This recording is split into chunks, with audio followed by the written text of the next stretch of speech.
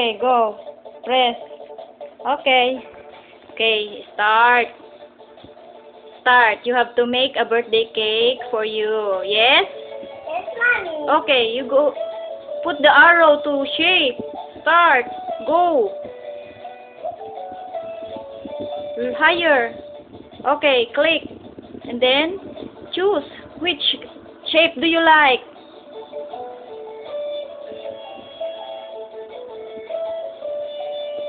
That one.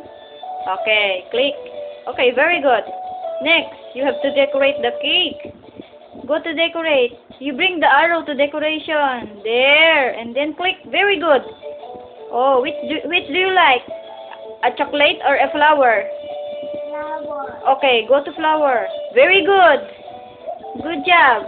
Next. Happy birthday. Happy birthday. Next. Happy birthday to you. Oh, very good. Next, go to candles. You put the candles. Move the arrow. Candles. Okay. Very good. Next, you choose which candle do you like?